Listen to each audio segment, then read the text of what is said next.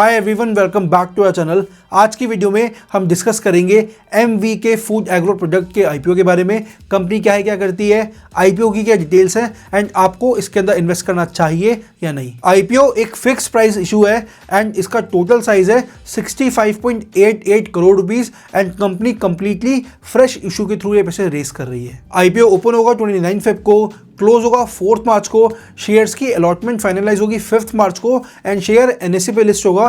क्योंकि ये NSE SME IPO है तो एनएसई पे लिस्ट होगा 7 मार्च को। जैसा मैंने बताया ये एक फिक्स प्राइस इशू है तो इसका प्राइस रखा गया है 120 रुपीज़ पर शेयर।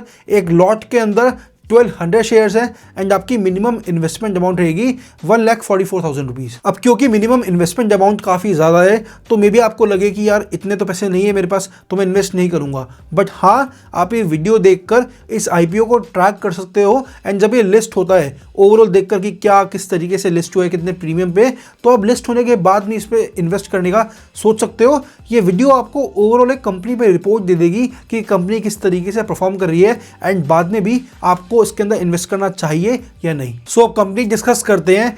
एमवीके एग्रो फूड प्रोडक्ट्स 2018 के अंदर इनकॉर्पोरेट हुई थी एंड इनका मेन काम है कि ये इंटीग्रेटेड शुगर और उससे रिलेटेड प्रोडक्ट्स को मैन्युफैक्चर करते हैं। सो कंपनी के पास लाइसेंस्ड क्रशिंग कैपेसिटी है 2500 टीसीडी की, जिसका मतलब हो गया tons of cane per day.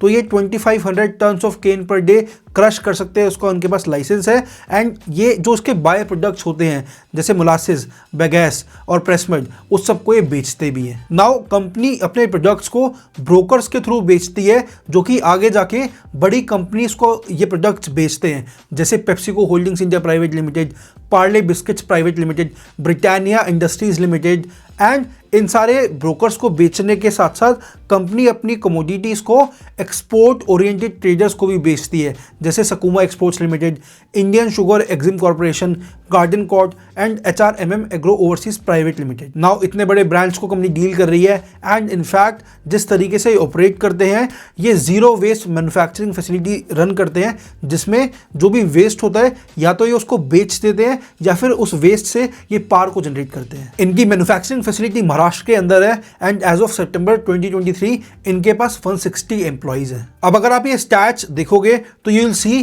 कि इनका लास्ट फाइनेंशियल ईयर के अंदर जो रेवेन्यू है वो 29% से गिरा है, बट इनका पैट प्रॉफिट आफ्टर टैक्स 18% से बढ़ा है।